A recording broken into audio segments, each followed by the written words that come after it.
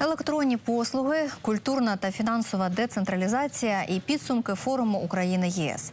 Огляд політичних заяв менш як за 2 тижні до парламентських виборів. Дивіться наш цикл «Україна обирає Раду». Культурна та фінансова децентралізація регіонів, залучення інвестицій та створення умов для повернення заробітчан додому. У Харкові відбувся форум під назвою «Майбутнє міст».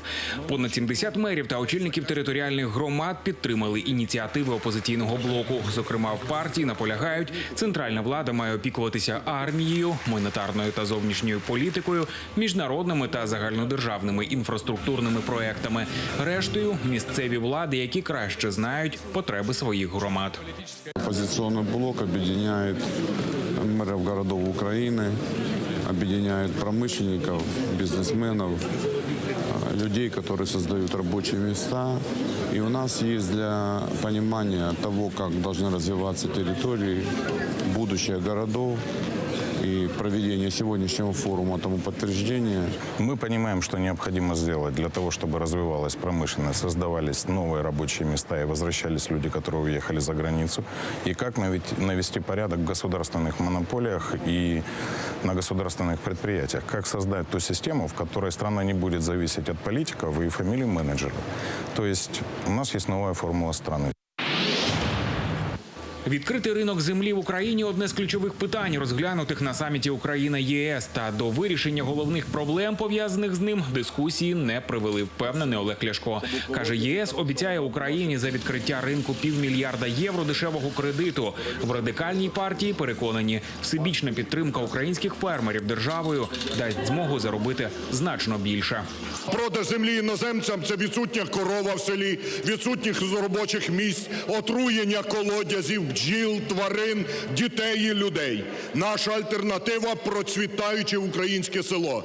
Зміна державної політики, підтримка відновлення тваринництва, агропереробки.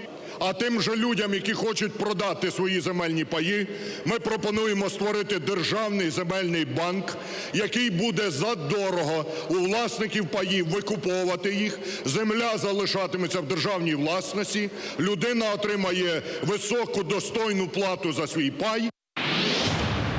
Цифрові технології економлять час та гроші, а ще зменшують корупційні ризики. Переконаний лідер української стратегії Володимир Гройсман. Уряд під його керівництвом запустив понад 120 електронних послуг. Сьогодні онлайн в Україні можна оформити субсидію, допомогу при народженні дитини, отримати витяг з реєстрів. Від сьогодні ще одне полегшення для бізнесу. Онлайн запустили і реєстрацію товариства з обмеженою відповідальністю. До кінця року, каже Володимир Гройсман, кількість електронних послуг зросте до 180. Для нас є пріоритетом номер 1 – це розвиток національної економіки. Насправді, економіка – це те, що робить кожен український підприємець. І завдання влади – створити нормальні умови для легкості ведення бізнесу, щоб бізнес можливо було вести абсолютно дистанційно, не маючи жодних контактів ні з чиновниками, ні з державними установами. Фактично, це і є держава в смартфоні. Олександр Громов, сьогодні, канал «Україна».